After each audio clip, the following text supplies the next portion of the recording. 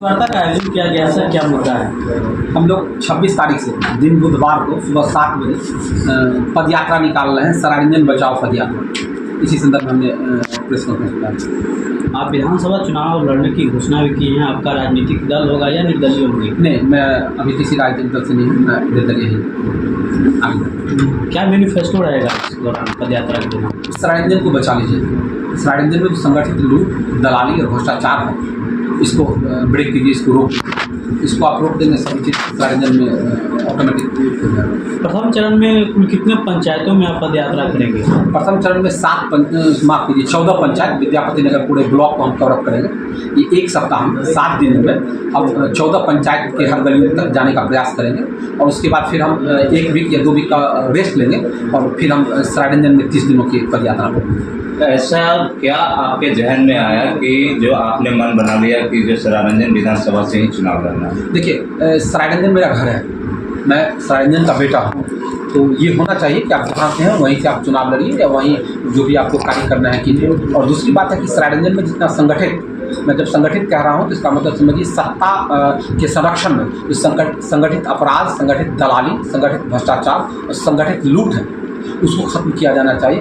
कोई भी व्यक्ति जो सामाजिक सरोकार रखने वाला है उसके लिए ज़रूरी है कि वो इस चीज़ों से आहत हो, और मैं भी इससे आहत हूँ। कैसे कर सकते हैं कि जो यहाँ पे दलाली और भ्रष्टाचार?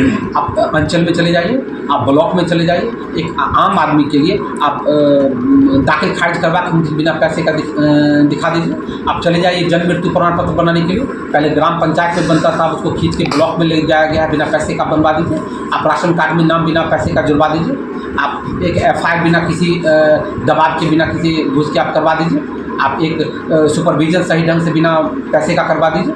ये तो सब विदित है कि क्या चल रहा है, संगठित तौर पे लूटा जा रहा है सरायरंजन को, पूरे विद्यापति नगर सरायरंजन ब्लॉक को संगठित तौर पे लूटा जा रहा है। वर्तमान विधायक यहाँ के एक जाने माने और पहचाने हुए व्यक्ति हैं, उनको छोड़ के यहाँ की जनता आपकी तरफ क्यों आई? क्योंकि मैं यहाँ का बेटा हूँ। अभी तक आप क्या किए हैं यहाँ के? मैं मुख्य तौर पे मैं 3-4 सामाजिक कार्यों का उल्लेख करना चाहूँगा और आप लोगों को भी विदित होगा, विभिन्न समाचार पत्रों में और चैनलों पे भी आया था कि विद्यापति नगर में जो 7 पंचायत, जहाँ बरौना भी उस पंचायत में शामिल था, बिजली विभाग के द्वारा शहरी क्षेत्र का बिजली बिल लिया जाता था। और उसका तर्क ये था कि चूँकि मोहिद्दीनगर फीटर से बिजली आता है और मोहिद्दीनगर फीटर शहरी क्षेत्र में है, इसलिए हम शहरी बिल लेंगे।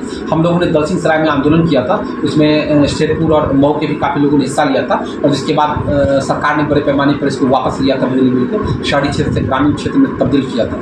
इसके अलावा आज से जब फागू चौहान राज्यपाल हुआ करते थे, यूपी के थे, हमारा प्रतिनिधिमंडल उनसे भी मिला था और उसमें हम लोग गए थे कि बारिश के बाद, बारिश से जो फसल तबाह होती है उससे मोटे अनाजों का जो फसल था उसके लिए सरकार मुआवजा देती थी। लेकिन जब हम लोगों ने लड़ाई लड़ा तो सरकार ने उसको सब्जी में भी शामिल कर दिया कि जो सब्जी है, बारिश में अगर सब्जी भी बर्बाद होता है उसके फसल के लिए भी मुआवजा सरकार देती है। एक तीसरा चीज़ जो काफ़ी हमने पूरे बिहार लेवल पर किया है वो था कि हम लोग का घर विद्यापति नगर में है, ऐसे बहुत से लोग हैं जिनका घर एक ब्लॉक में होता है लेकिन उनकी ज़मीन खेती कृषि कार्य के लिए ज़मीन दूसरे ब्लॉक में होता है। ऐसे लोगों को मुआवजा नहीं मिलता था। जैसे हम लोग विद्यापति नगर के लोग हैं, मोहिद्दीनगर में हमारी ज़मीन थी तो मुआवजा नहीं मिलता था। हमने इस लड़ाई को भी प्रधान सचिव तक पहुँचाया था और उसके बाद वो रिजल्ट निकला था कि नहीं, कोई भी व्यक्ति कहीं का हो, मुआवजा कहीं भी मिल सकता है। आपका मैनिफेस्टो तैयार है? जी, मैनिफेस्टो बिल्कुल तैयार। क्या क्या आप मैनिफेस्टो में सबसे पहले है जो संगठित भ्रष्टाचार, लूट और दलाली है